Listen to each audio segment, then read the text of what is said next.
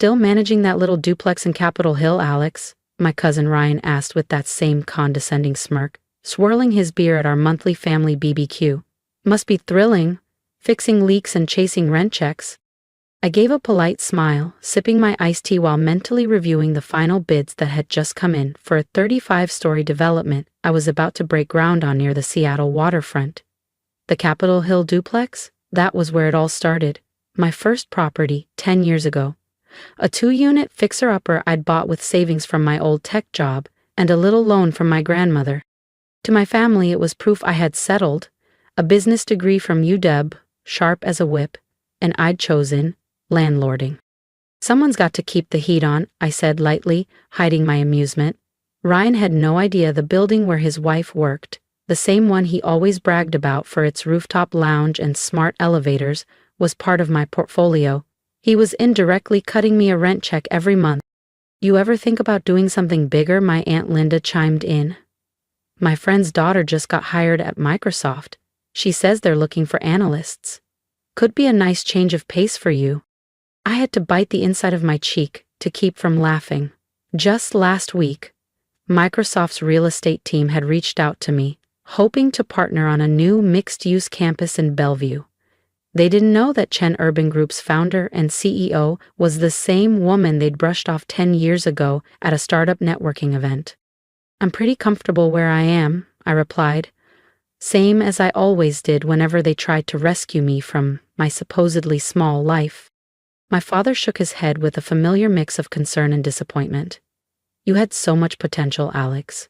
You could have been in New York, LA, running a major firm by now, and instead, you're chasing tenants around? If only he knew.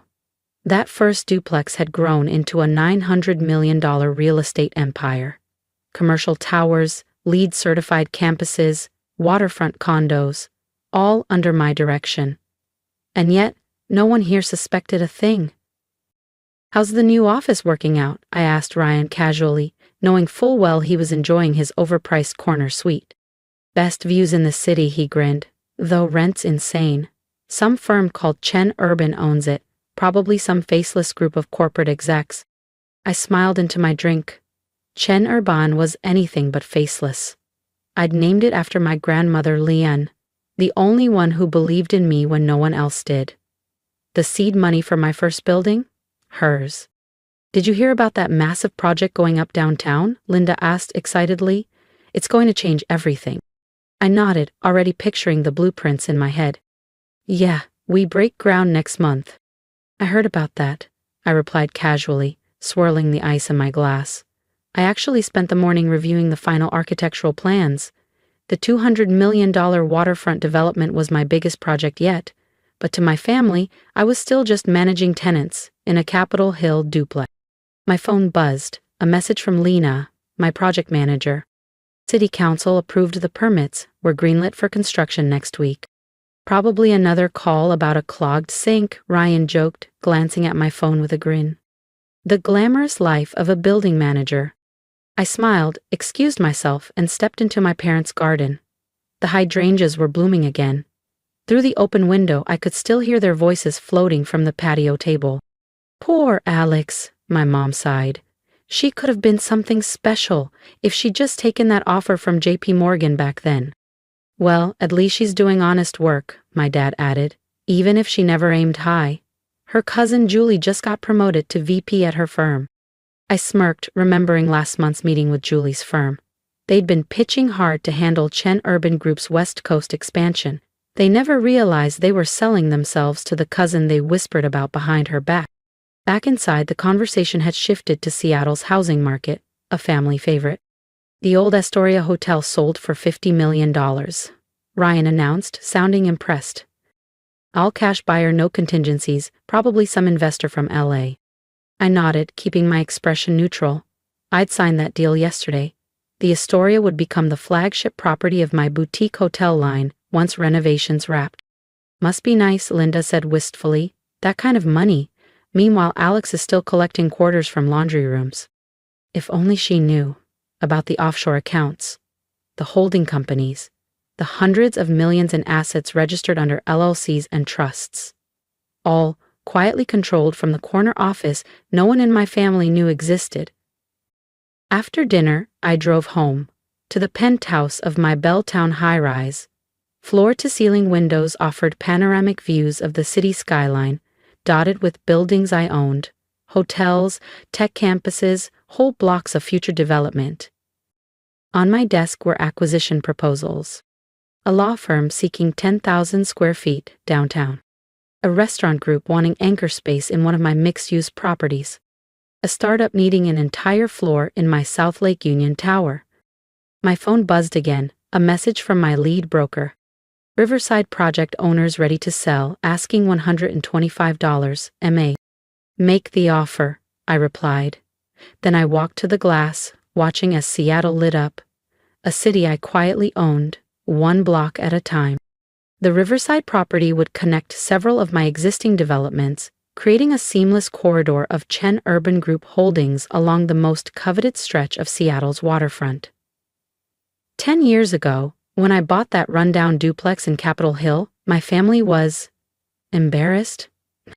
Their brilliant daughter, finance degree, perfect GPA, multiple offers from top firms, had chosen to become a landlord. Not an executive, not a partner, just a woman fixing sinks and chasing tenants. They tried everything to talk me out of it, but I saw what they didn't. That first building sat on a street that was about to explode in value. I leveraged it to buy another, then 3 more, then entire blocks. Each purchase calculated, each renovation strategic. I built my empire in layers.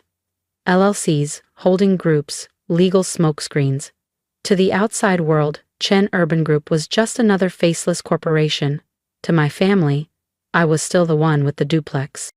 The next morning, I arrived early at my true office, the top floor of a sleek tower downtown, not the modest space I kept as a decoy. A fresh copy of the Wall Street Journal waited on my desk. The headline stopped me cold.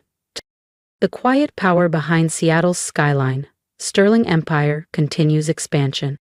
The article speculated about the elusive CEO behind the Chen Urban brand. Sources say the executive is a young business graduate who has become one of the most influential figures in regional real estate, though their identity remains unknown. I smiled, remembering Ryan's joke about leaky faucets and Amanda's digs about quarters in laundry machines. If only they knew. The intercom buzzed, my real assistant this time, not the friendly manager I kept at the Capitol Hill property for appearances. Ms. Chen, the investment committee is ready in Conference A. Also, the architects for Riverside are waiting in the briefing room. I stood, smoothing my navy blazer, checking the guest list to make sure no family names had slipped in by accident. Then the moment came, earlier than expected. Ms. Chen, my assistant's voice returned, cautious now. There's a Peter Wilson here from Maxwell and Partners. Says he's here for the lease negotiation. My stomach dropped. Peter Wilson. My brother. It was supposed to be his firm's managing partner. Not Peter. Not today. Should I send him in? I had seconds to decide. I could vanish into my private office, let legal handle it, but deep down I knew this day was always coming. Maybe it was time. Send him in, I said. The door opened and Peter walked in, eyes glued to his phone skimming notes. I'm here to meet with Alex Sterling about our lease renewal. Our managing partner had a scheduling conflict, so I'll be handling. He looked up and froze. We stared at each other in stunned silence. My brother, flawless in his tailored navy suit. Me, the sibling he once pitied for managing a duplex, now seated at the head of a glass conference table, surrounded by multi-million-dollar architectural blueprints. Alex, his voice cracked. Why are you? Hello, Peto, I said evenly. Please, have a seat. Let's discuss your firm's lease terms. He didn't move. You work for Chen Urban? Not quite, I said, gesturing to the nameplate on my desk. I am Chen Urban.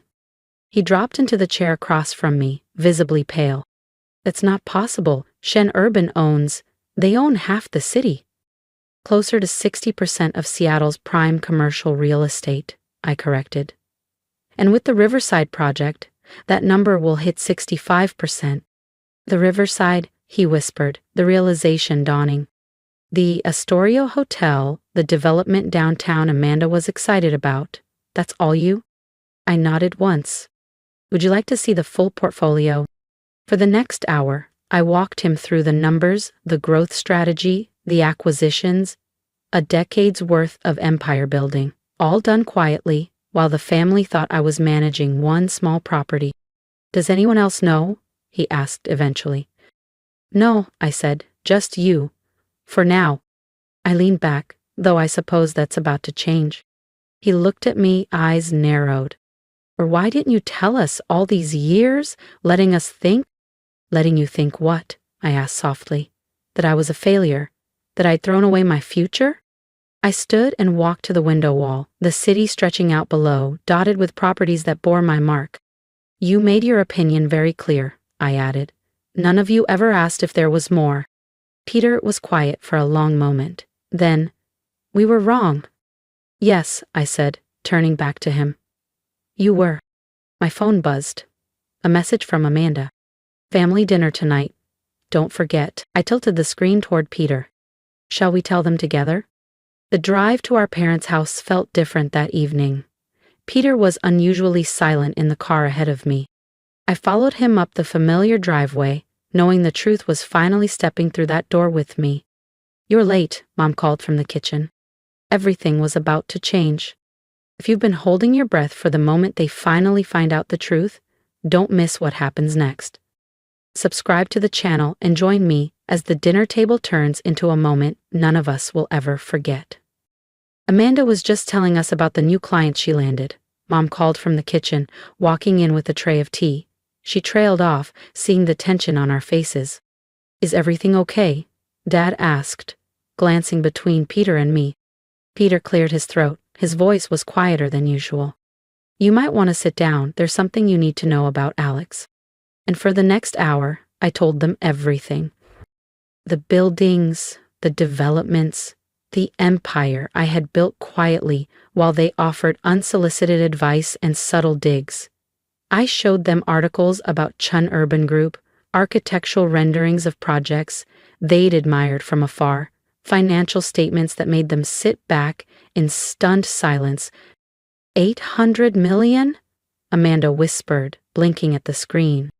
You're worth 800 million? That was last quarter's valuation, I said calmly. The Riverside project should push it north of $1 billion. But... Mom looked genuinely lost. You drive a Toyota? It's a good car, I shrugged. Reliable, just like that duplex you all used to laugh about. Dad still hadn't spoken. He sat in his favorite chair, staring like I was someone he'd never met. All those family dinners, he said at last. All those times we tried to help you get back on track, and you just let us. Let you show me who you really were, I finished for him.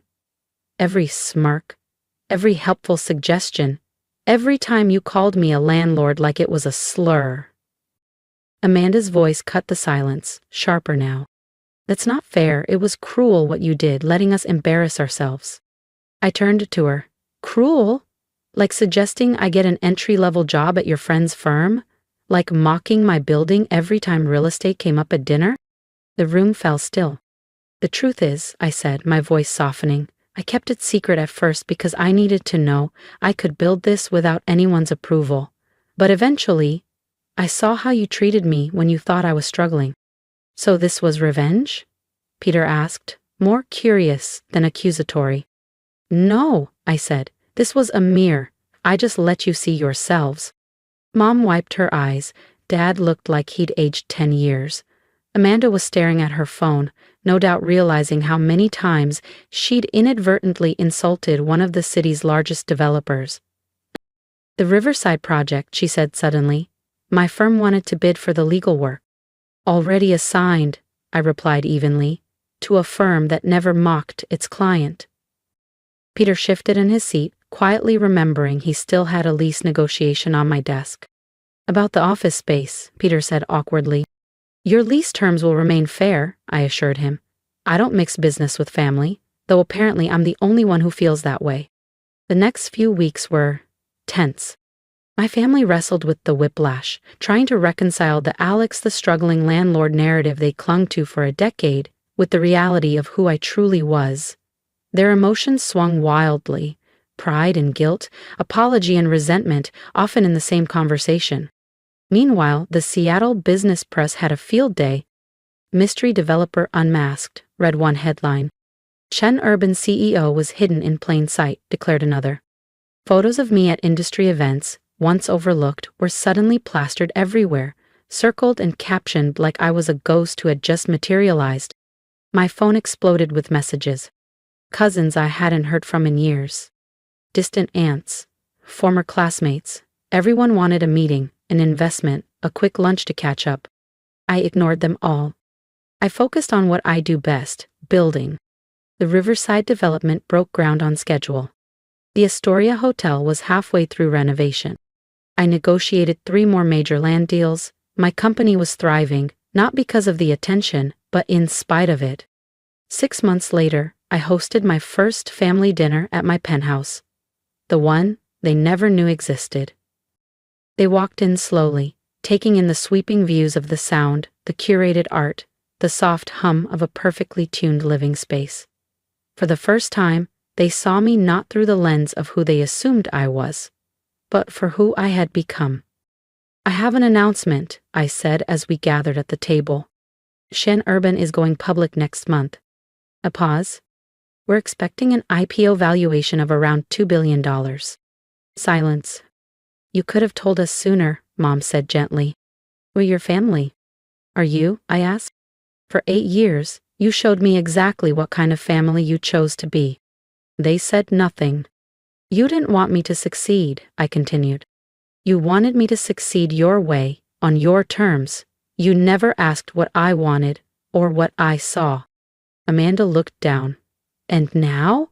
What happens now? I turned to the window, to my city, a skyline shaped by my vision. Now, I said, we start over, honestly. No more assumptions, no more judgments, no more boxes. Peter cleared his throat. And the company? We'll continue to grow, I said, but not through family favors or shortcuts. Success should be earned, not inherited. They nodded, slowly this time, finally understanding. Today, Chen Urban Group is valued at over $3 billion. We own properties in cities from coast to coast, revitalizing neighborhoods, reshaping skylines, and building legacies meant to last. And my family? We're building something too. Something harder than high-rises or luxury hotels. Real relationships. Built not on assumptions or roles we were forced into, but on truth, respect, and the choice to grow together. Peter's firm still leases space in one of my towers. Now he deals directly with my team. No shortcuts. Amanda's firm occasionally wins, bids on our projects, earned, not gifted. Mom and Dad are learning to be proud not of the life they imagined for me, but of the one I built on my terms. As for me, I still drive my reliable Toyota. I still stop by that Capitol Hill duplex. I still remember the weight of every small step that led to this life. Because some of the greatest things we build aren't made of concrete or steel. They're made of courage, clarity, and choosing yourself. I want to hear from you. Tell me, have you ever been underestimated? Have you ever chased a dream quietly because no one believed in you? Drop a comment below and let me know. I read every one, and your stories matter, just like mine did, even when no one else thought so. If my journey taught me anything, it's this. You don't need permission to become who you're meant to be. Let the doubts fuel your drive. Let the silence sharpen your vision. And when success comes, let it speak for itself. If you believe in building something on your own terms, something lasting, whether it's a business, a boundary, or a new beginning, then subscribe. Be part of this space where quiet builders and late bloomers finally get the spotlight. Your support means more than you know. Let's rise together, one brick, one story, one truth at a time.